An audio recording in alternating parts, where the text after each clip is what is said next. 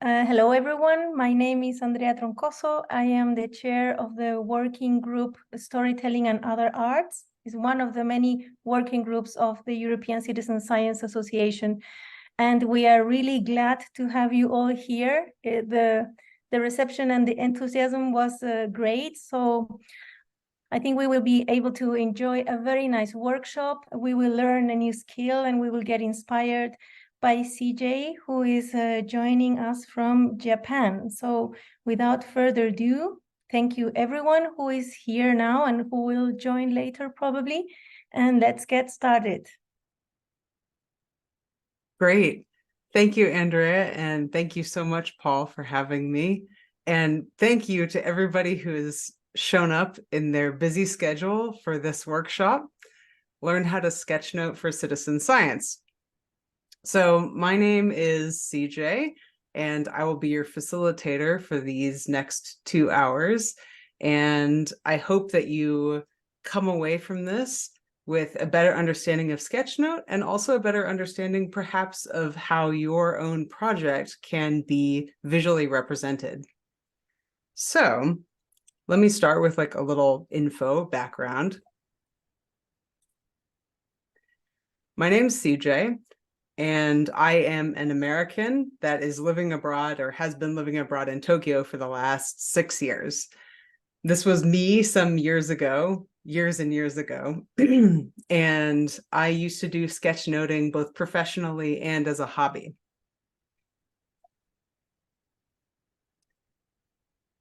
So I still do a lot of illustrations. My background is in both Japanese and fine arts. I really was drawn to sort of the comic book style, the very doodle loose style. The illustration on the left is from a Scientific American article that was in 2015 called "The Brontosaurus is Back." I don't know if there's any paleontologists in the chat, but I'm a huge dinosaur fan, and so they found out that Brontosaurus and Apatosaurus were actually two distinct species and not the same one. And so I made an illustration commemorating that. I was really excited. And some other parts of my work involve going to conferences and sketchnoting them.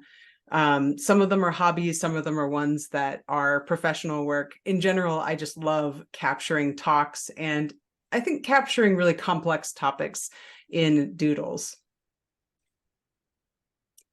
So one thing that I wanted to share before we get into the main lecture is that we are going to be using Mural for the interactive portions of this talk.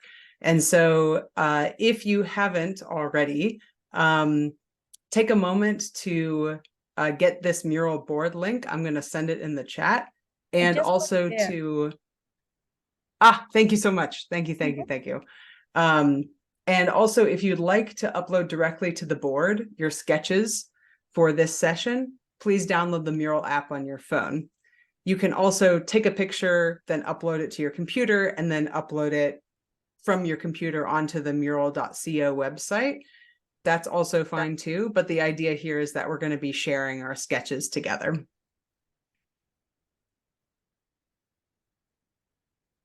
All right, so next, about sketchnoting in citizen science. So before language, we had symbols. From ancient times, we've used symbols to communicate with other people. And we've communicated our adventures, our history, and our lore through these symbols. Making pictures is as natural to you or I as speaking. It's a form of communication. I may have been somebody who's been drawing for a long time, but I bet you anything that you drew as a child. And I think a lot of us stop drawing when we feel like it's not something that can get us money. It's not something that earns us praise anymore because it's not a professional thing. But I want you to sort of rekindle that spirit of your inner child as we're going to go into sketching tonight. So here's some examples of what sketchnotes might look like. And one of the things that I wanted to point out is that these visuals are engaging a different part of your brain than just text. So blending the two allows for a more holistic understanding of complex topics. Some people are oral learners, as in they're learning through listening, and some people are visual learners. So this is learning through visual representation, and sketchnoting targets both of those types of learners. Another project that I ended up working on that I thought would be a good example of how sketchnoting breaks down something that's really, really difficult to understand and practice is a topic called civil asset forfeiture, which, if you're not an American, you may not know this law, but essentially the law allows the police to charge items with a crime. If a person is not convicted of a crime, they can charge their items for that crime and thus be able to seize those items. So for instance, if somebody is carrying around $100,000 in cash, they can seize the money with a crime. This is a legal loophole that can cause exploitation. And so I work together with a nonprofit organization to use sketchnoting to explain to people what civil asset forfeiture is, because usually day to day, you're not thinking my items can also be charged with a crime, but this legal loophole is something that was recently became very much part of a larger discussion after they had had some instances of cops exploiting that kind of law. So this sort of thing allows us to break down things that are complex, like laws, into something that's more tangible and easy to understand, and also something that the general populace can take action on.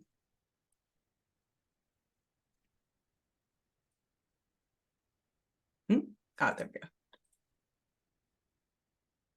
And graphs and figures also have a more impact when drawn. So hearing 78% doesn't necessarily have the same weight as actually seeing 78% in a pie chart. So outside of communication, another thing that I have started to think a lot more deeply of around sketchnoting is its ability to create connections where you couldn't otherwise see connections. So during the course of my workshop prep, I've been studying up on citizen science through your online learning portal. So I'm a beginner in citizen science. I've been really inspired by a lot of the projects and a lot of the stuff that I'm learning on there, because you're helping make connections between people and science and people in the world around them, and helping people understand how they can better understand their environment, how they can better understand their climate, how they can better understand the earth that's beneath their feet. So these sorts of connections I see sketchnoting making in day-to-day people as well. We take pieces or bits of data, we turn them into information. That information becomes knowledge through linkages. That knowledge has patterns of insight. And from that, people can gain wisdom. And I think that sketchnoting falls somewhere in the middle spectrum, so somewhere in knowledge, where you're starting to kind of draw a little bit of the linkages together, but you leave it up to the user to form their own insights or their own opinion.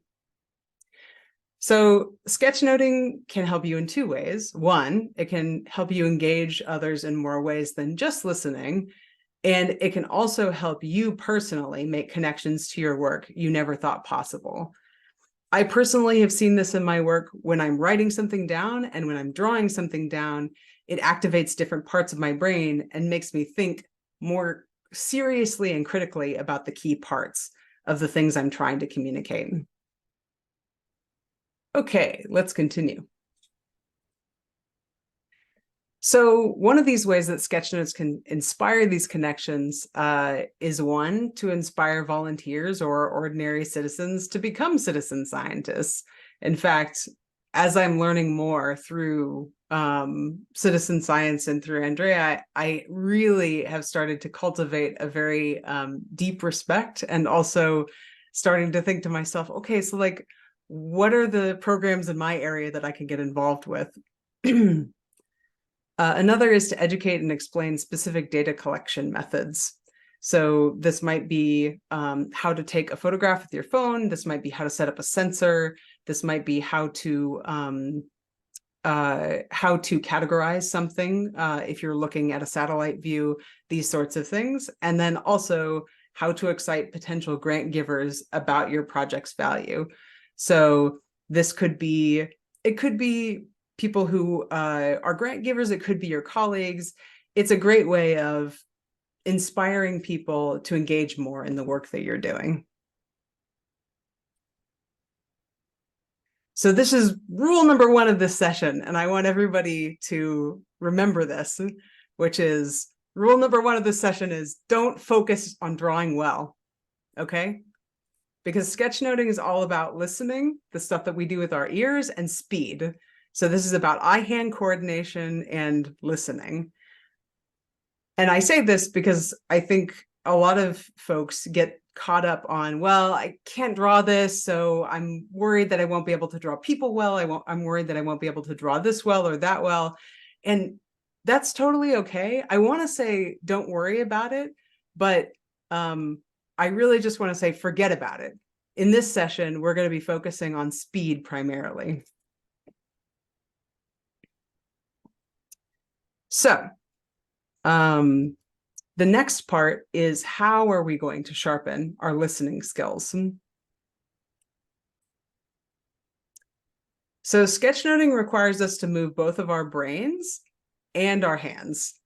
So this means that our brains can process lots and lots and lots of information, but our hands can only capture so much information. And it means that we're limited to capturing only as much information as these hands can produce. But there is a benefit to this, which is that we're forced to focus on the most important takeaways of the talk rather than sketching every single thing that's happening. So when you're listening to a talk, I'm going to help you train your ears to listen for things that you can sketchnote. I want you to ask yourself, what does the audience I'm writing for want to know about this? The audience could be you. It could be your colleagues. It could be a potential grant giver. It could be volunteers. It could be anyone. But just think, what do they want to know about this? Next are, what are the key takeaways? That's usually about 3. It depends on how much, it depends on how long the talk is, but typically somewhere between 2 or 3. And then the last is, what are some things I can represent in images rather than text? So for instance, 78% could be represented in a pie chart or a graph. Something where a tool setup, like setting up a tool or a camera or something, could be displayed through images rather than just explaining it through text.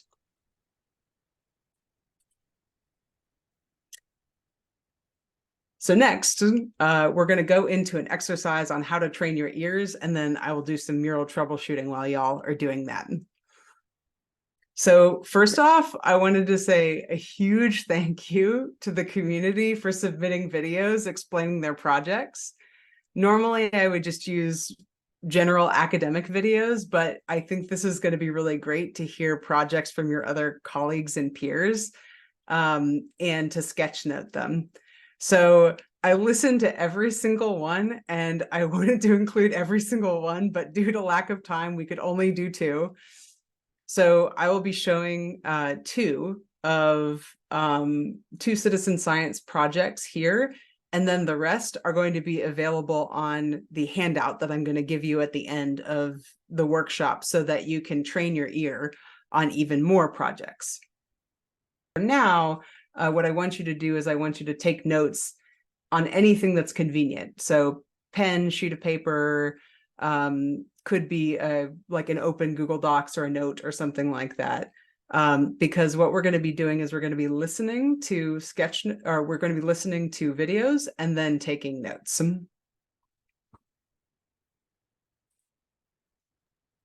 CJ, so the notes that we are going to take now are not drawings, they are written notes?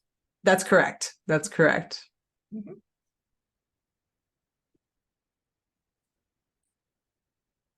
No drawing, yeah.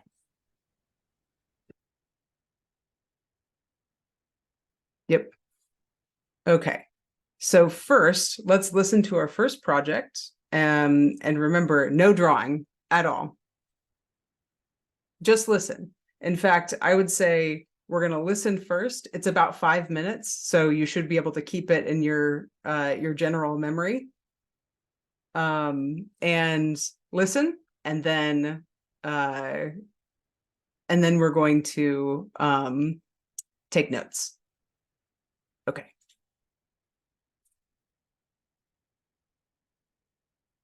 And I'm going to pull this over here.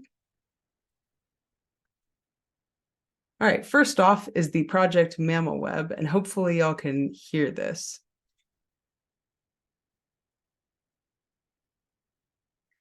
Today, I'd like to talk about Mammal Web, which is a citizen science project for wildlife monitoring that I helped start way back in 2014.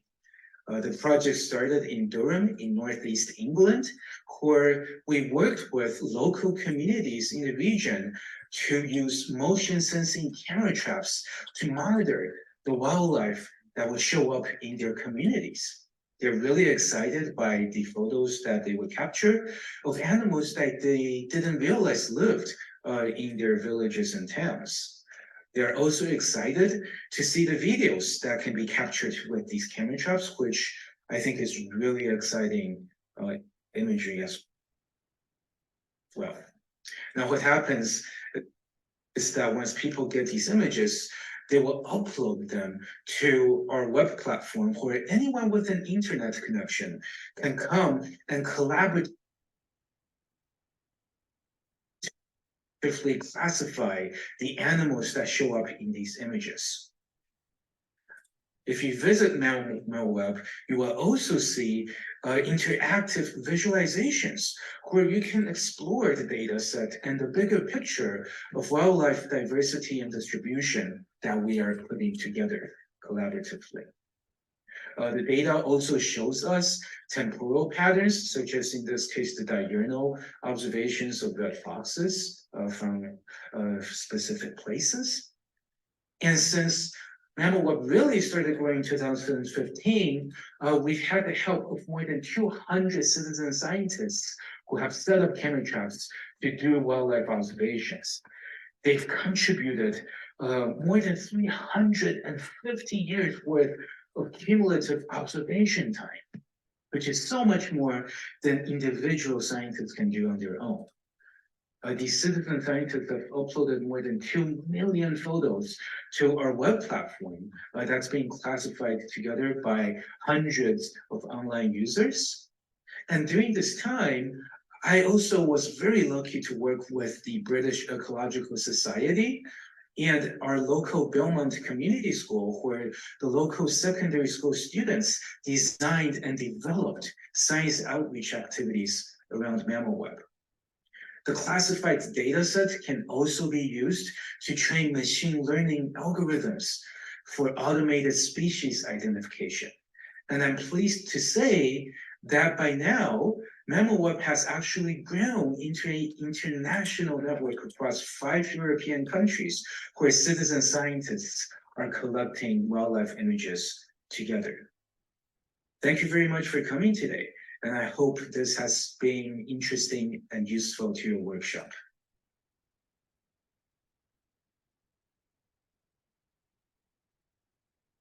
Great. Okay, so now, after we've heard about Mammal Web, what I want you to do is I want you to use your note-taking application. Oh, there we go.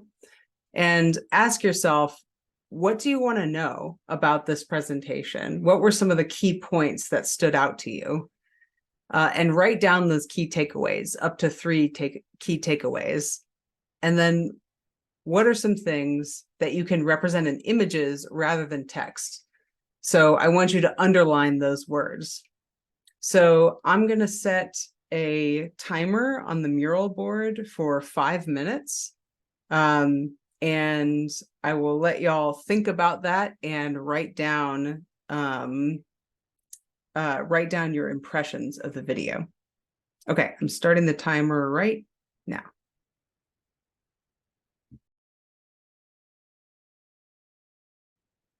So how was that? You might have been using a part of your brain that you're normally using for taking notes during lectures or other like talks. All right, and so next we're going to be moving on to our next talk. So this is going to be another separate project. We'll take those notes, put them aside for now. And let's listen to our second project. Again, no drawing, just note-taking or just thinking about this project. Our next project is going to be remapping.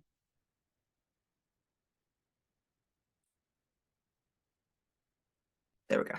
Hi, everyone. My name's Adrian, and I'm a team member in the Felixstowe Citizen Science Group, located on the southeast coast of England in the United Kingdom. I know nothing about Sketchnote, so I'm here to learn.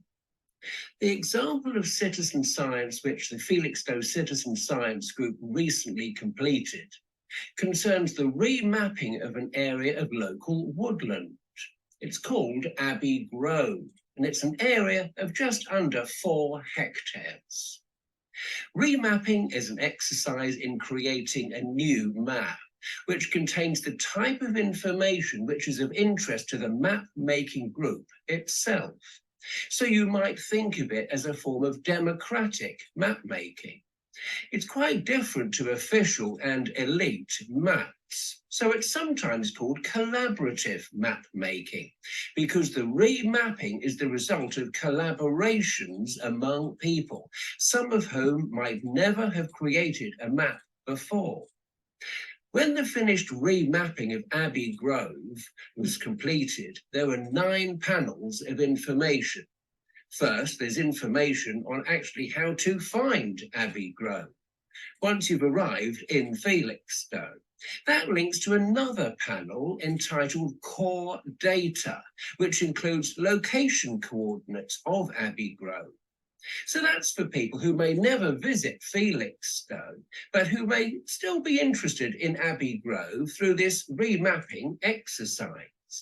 But then there's a panel of information in this remapping exercise which contains visual data, such as childhood memories of seeing the trees in Abbey Grove. Then there's a panel of information on the Abbey Grove remapping which describes sound data, such as the sound of birdsong, which was encountered at Abbey Grove by the map makers.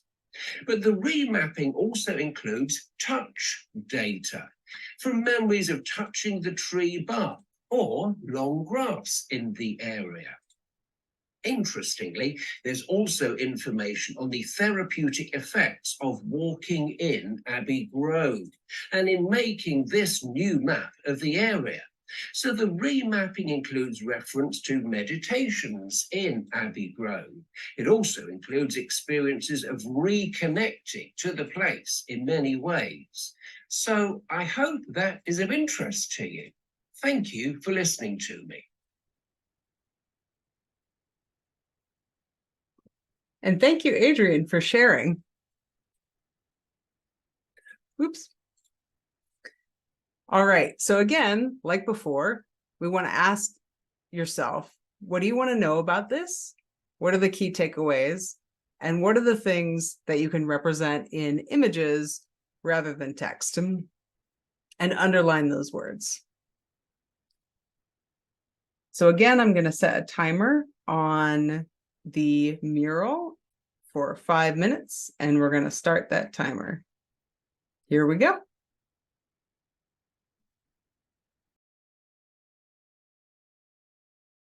All right, great. So now that you have your key takeaways, and now that you're thinking about the stuff that you can represent visually, now it's time to start sketching these things. So there are 5 basic shapes that are used for sketchnoting. That's the dot, the line, the circle, the square, and the triangle. And these basic shapes are actually used with art students as well to get them to think of more complex shapes in more simple ways. So for instance, here's some ways in which we can represent people. You can represent a person with a circle and 4 lines below them. I find this actually particularly helpful when you're drawing a crowd of people, or you're saying crowdfunding or crowdsourcing or citizens. This sort of thing can help if you're drawing a lot of people really fast. Another is device, which is a rectangle with some circles on it. Ballet is people, but just with some little squiggles underneath. A face is a circle, some dots, a line, and a triangle. A speech bubble doesn't have to be perfect. It can just be a circle with a line at the bottom of it. And a pie graph, which we use for numbers and percentages, can be a triangle with a circle. So thinking about the ways in which you can combine these to make shapes, I want you to think about your own sketchnoting. Now, this is kind of a bonus, but if you like experimenting with your handwriting, kind of like I do, then you can experiment with different ways of writing things. So if you're writing things in normal text, and then all of a sudden you have cursive text that could give more flair, it can also draw a user's eye to things, especially with block text. Balloon text, you can have fancy text for talking about things that happened a long time ago, comic script if you want to give things a little bit more punch, but these are all optional. You don't necessarily have to do all of these. This is just something that I particularly like, so I wanted to give you a sampling of what this looks like. All right. So next, we're going to listen to the next 2 videos again, and we're going to draw our sketch note. So the first was Mammal Web. So you're going to listen to Mammal Web, and as you're listening, you're going to be referring to your notes and drawing a sketch note. So for people who have mural board access, please feel free to upload your sketches to the mural board. For people who don't, just wait on that, but draw your sketches on a pad or a pen of paper, a piece of paper, and we will have you share them shortly. All right, is everybody ready?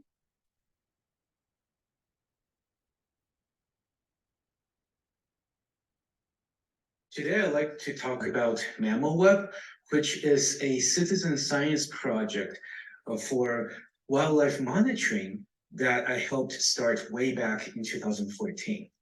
The project started in Durham in Northeast England, where we worked with local communities in the region to use motion sensing camera traps to monitor the wildlife that will show up in their communities.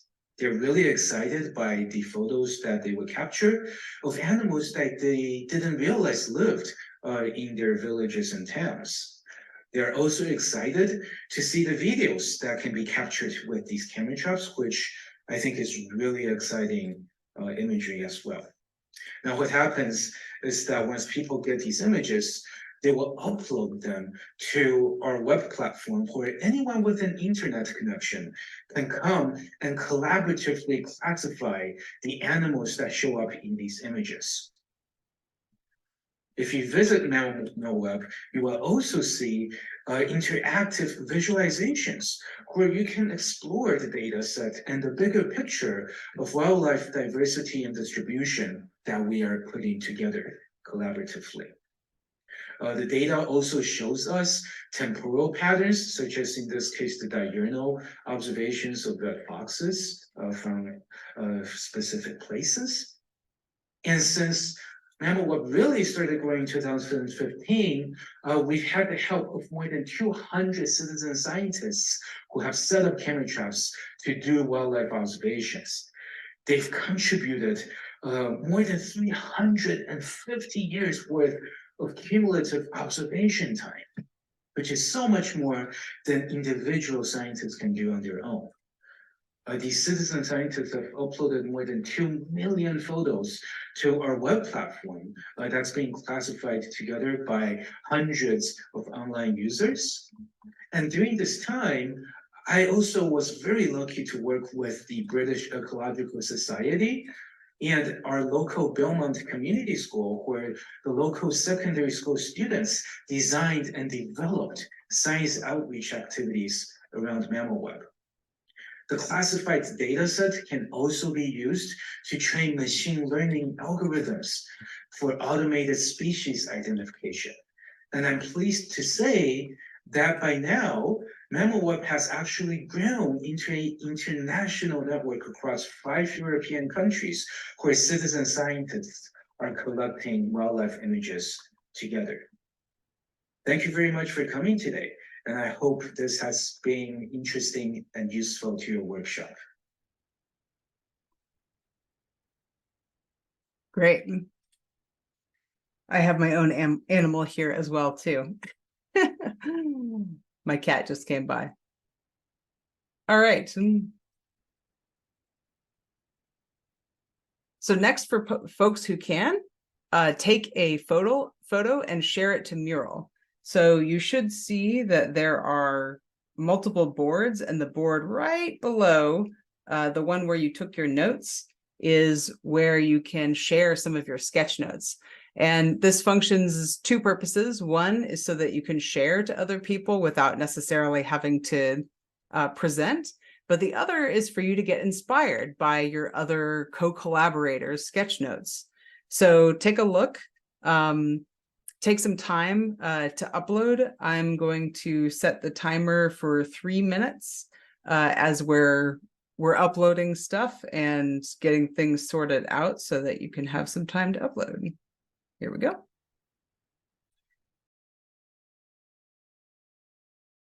All right, so next, I think we're going to skip this reflection period and then go into reflection periods in our groups.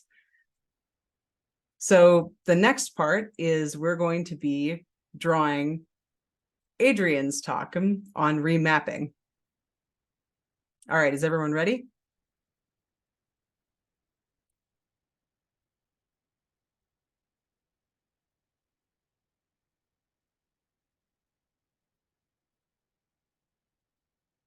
Hi everyone, my name's Adrian and I'm a team member in the Felixstowe Citizen Science Group located on the southeast coast of England in the United Kingdom. I know nothing about Sketchnote, so I'm here to learn.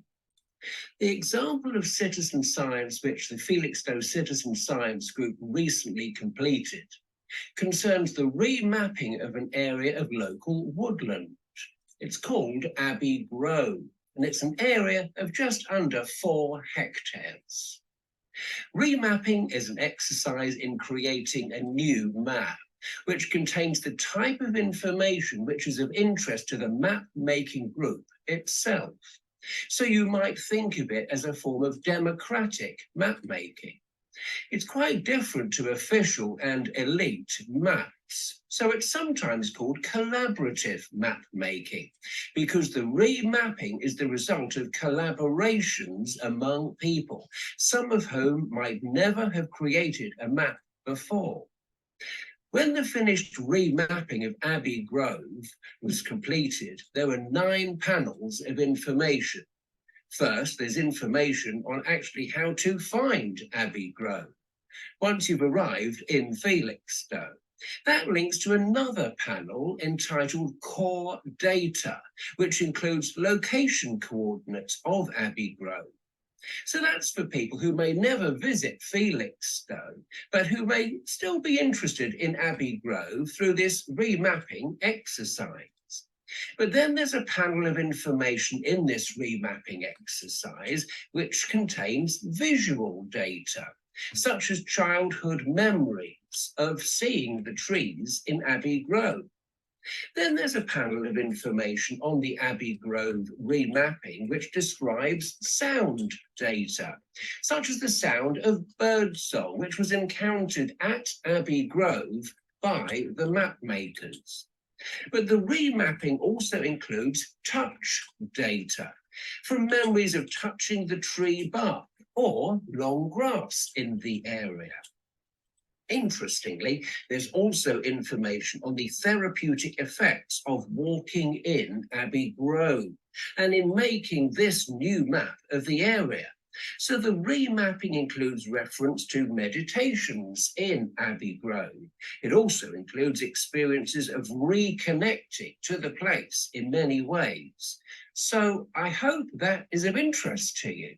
Thank you for listening to me. Great. Oh. Okay, so now let's take a photo and share to Mural like you did last time. So clicking the images button, clicking import images from your computer or from your device, and upload them here. And if you can't upload them, that's totally fine. It's also something that you can share with your group mates once we break into groups. All right, I am going to put a timer for 3 minutes and start the timer now. All right. Oh, look at all these sketches. This is great. CJ, could you share the screen showing the mural? Yes, yeah, I absolutely will. Ah, there it is. Yep. Look at all these great sketches. Mhm. I want to point out, I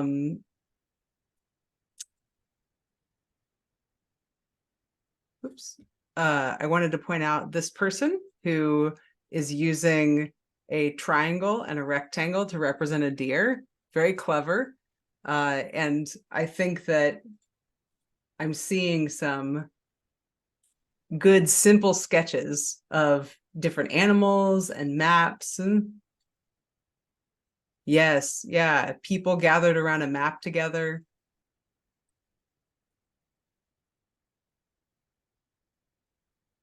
All of this is great.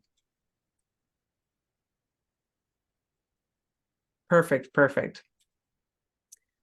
Okay. So you probably have, you're probably excited for the next part. I do want to take a short break and then we'll break everyone into groups. So during the break, what we're going to be doing is breaking everyone into random groups, and you'll be assigned to a random group and you'll be sketchnoting together with that group. So first, what we'll do is we'll take a break. Y'all can all come back here and this will be the main room. I'll give you some instructions and then we'll start the breakout rooms if that sounds good. Okay, Great. so let's meet at 5:16. Perfect. And I will start a timer for the break time. Thank you, everyone. We'll see you in 5 minutes.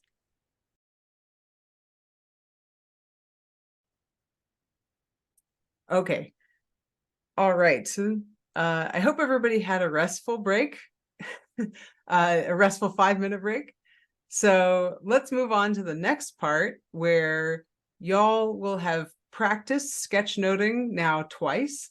And we want you to do this in groups for a little bit more of an in-depth exercise.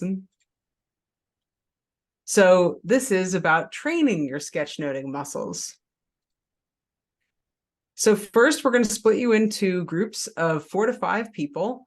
For now, just ignore the breakout room pop-up at the moment because we're going to do a little bit of instruction and then we're going to go into breakout rooms if you have a pop-up. So one person is going to present their project for 5 minutes while the other people sketchnote. So I'll give you 3 minutes to decide who the first person is. I will be putting up a timer on Mural, so everybody will be looking at the mural.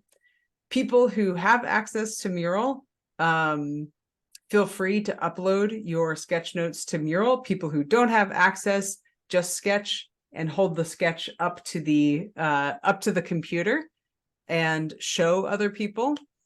But first I'm going to be putting on a timer for 3 minutes to decide who the first person is. And then once you decide who the first person is, that person is going to present your project for 5 minutes. And everybody is going to sketch note the most important parts and show them off to the person who is presenting. And then we're going to do, we're going to share to Mural and reflect at the end of everybody getting their projects presented and done. Okay. That is perfectly fine. Yes, I will repeat the first part. So first part is that one person is going to present their project for 5 minutes while the other people sketch note. So at the beginning of the exercise, I will give you 3 minutes to decide who the first person to present will be, and then I will start a 5-minute timer. And at the end of that when that 5-minute timer starts, one person will present and everybody else in the group will sketch note. And then at the end of that 5 minutes, the next person in the group will present, and so on and so forth until you've gotten through everybody in your group. Yes, it can be any project in citizen science. Could be something that you're working on. It could be something that you saw and you're really passionate about. Definitely speak from what you know, because you're going to be speaking for 5 minutes on this. If it's something you vaguely remember, you're going to have a hard time speaking for 5 minutes. And then once you do the full round, we'll do a reflection period, but don't worry about that for now. Just work on sketchnoting everybody in your group's presentations. Okay. Any questions before we go out into the breakout rooms? If we have somebody that doesn't have a project or remembers a project a bit vaguely and wouldn't present, so if they are ready before they come to the main room?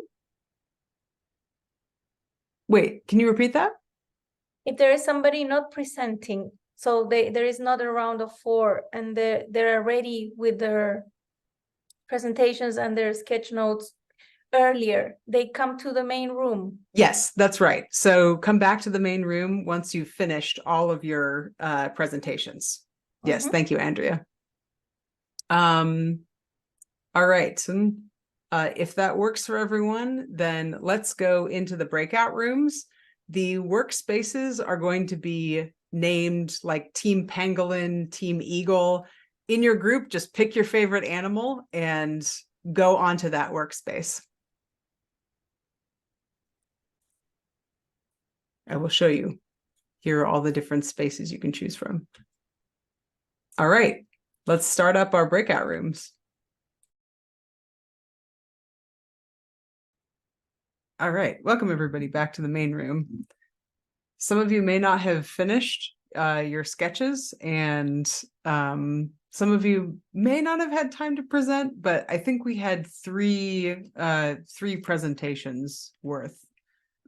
So I hope that you got some good practice in with your sketch notes. But I wanted to bring everybody back so that we could have some time to reflect together and some time for Q&A as well. All right, I think everybody's back in. So welcome back. I thought that we would take a little bit of time to reflect. If anybody has any things that you were surprised by, so that could be as a presenter or as a sketchnoter. So for instance, maybe you were surprised by the way that other people translated certain ways that you spoke into sketches. Maybe you were also surprised by how many things that you could draw, or how quickly some images came to mind for you, or how difficult it was. So is there anybody who would like to share with the group anybody who wants to raise their hand and share? Yes. Monica. Yeah, actually, we were discussing this also in a group. The two exercises that we did before, because we were listening the second time to the story, it was easier to sketch. But now I felt like really hard. I was just scammering because I didn't really anticipated what is really important to the story to capture it, and then it's at the time it became a little bit mumble jumbled. So a fine editing would be needed for the sketch to be final at the end of the story. So real-time sketching is really, really hard. Yeah, it's my opinion. That's a great reflection. Yes. Anyone else?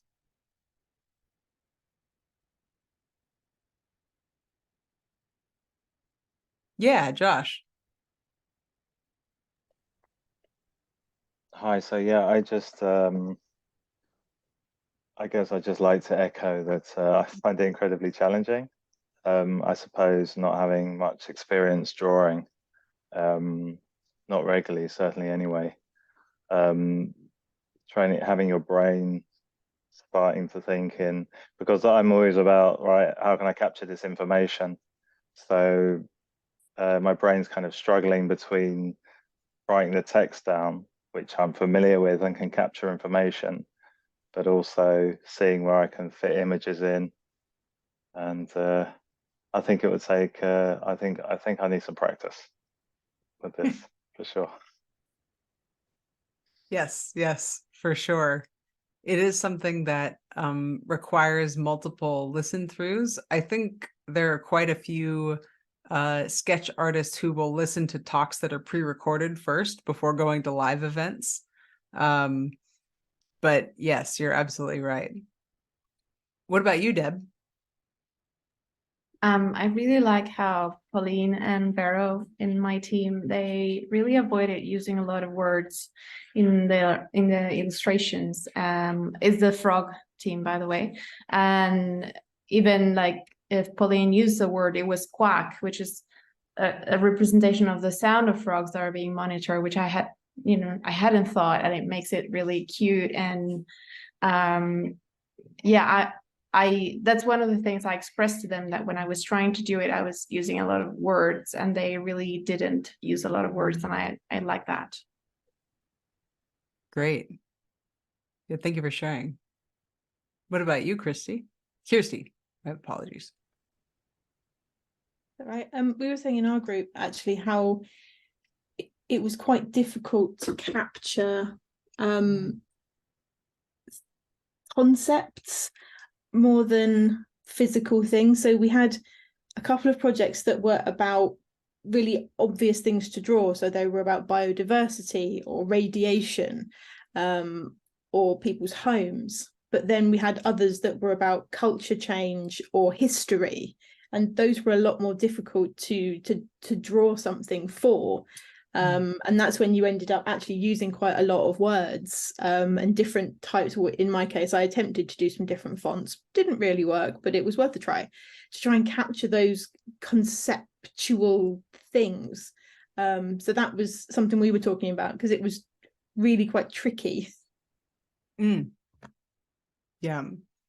I think in time you start to kind of gain a visual library over time, but you're right, the very first thing that wants to come out is words first, and then you start building a visual vocabulary.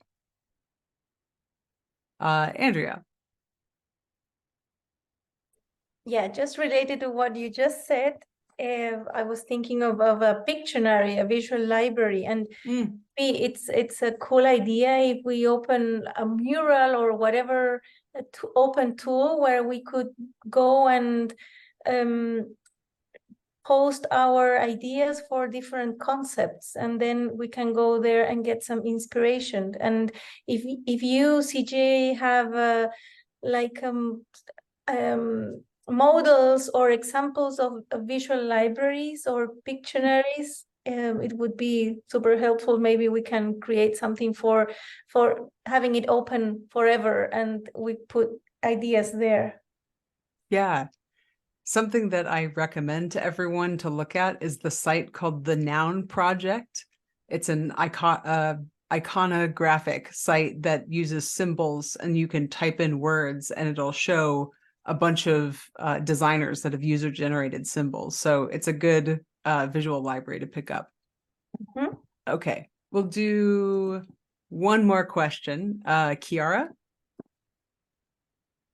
Yeah, I just would like to share an aspect that I found particularly challenging, and it is the organization of space while you are drawing, because projects are not always a linear story, but they are more often a circular process. So I usually start drawing in a line, and then I try to do some arrows or things like that, just to recover the circular process behind a project, and also a thinking, and it was quite difficult to me.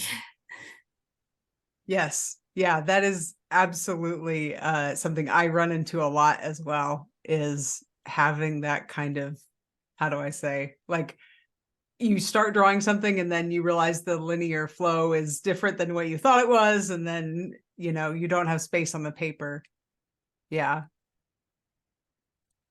So thank you everybody for your reflections and comments. I'm going to close this out, which is, this sketchnoting is a muscle, and you just did a workout. So congratulations, your muscles are a little bit stronger, and you're probably going to be a little sore mentally.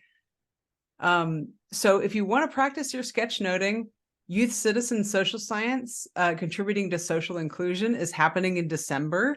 So this is going to be a series of talks where you can check out and train your sketchnoting, and the sign-up link is right here. I will also link you to an after workshop handout that also has that link. Here is the handout, and let me give everybody access to it. But this also has my website, has my email if you want to ask me any questions, link to the slides, the exercises that we covered before, all the other citizen science projects that we didn't cover, so you get to see all of the ones that people submitted, and also all of the links that I mentioned. If you want to share your sketch notes or any future sketch notes, feel free to just drop them in the Google Doc, and I'd love to see them. So thank y'all for having me. If y'all are interested, I'd love to go over some of the more finer points of sketchnoting around composition, around visual libraries and stuff like that at some sort of later workshop. So thank you so much for having me, and it's been an absolute honor. Thank you, Thank CJ. you very much. It was really interesting. And the link for that document is Oh, let me drop it in the chat. in the chat. Okay, it will be in the chat. CJ, and what time is in Tokyo now? It is 1 a.m. in Tokyo. Thank you very much for adjusting your schedule. And again, thank you for being here. Thank you for your interest, for your participation. Thank you to EXA for giving the funds for financing this workshop. And thank you, Paul, for all your help in the organization. Of course. If I'd like to thank another round of thank yous, Andrea and CJ for organizing this. As we mentioned at the top, this was an initiative of the Storytelling and Other Arts Working Group. If anybody is interested in learning more about the working group or potentially joining, you can find more information here. I just dropped a link in the chat. And while you're on the EXA website, maybe check out our social media channels where we put updates for more webinars and workshops, talks, all that kind of fun stuff. News on our projects and all the other work that we're doing. And one last plug, we do have in April of next year, the EXA 2024 conference. The window for submitting abstracts has closed, but registration will open up on December 1st. So if anybody would like to come join us in Vienna next year, around the beginning of April, it'd be great to see everybody's faces out there. With that, I'd like to say, yes. Can I say the last word? CJ, could you stop sharing screen so maybe I can be sure that everyone will. Yeah. Thank you. Hold on. Thank you. Yep. It's as part also of our working group, we are going to launch a little call for writing poems about citizen science. And this might also sound complicated, but it's not. It's like sketchnoting, and we have a very nice way to write short poems like haikus, and it's called Little 11s. So just stay tuned. We are going to make this call on our website, our social media, and the EXA mailing list. And then with all the poems we get, we're going to make a little booklet that will be shared during the conference next year. So linking it to what just Paul said. Stay tuned and send us poems. Also in the EXA YouTube channel, this workshop will be there. There are many workshops, and then there you can also find how to write these little 11s. There is a recipe, but we will promote it. Just I wanted to let you know and to stay alert. So hopefully we get your poems. That's it. Thank you very much again. Thank you, Thank you, everyone. everyone. Thank you.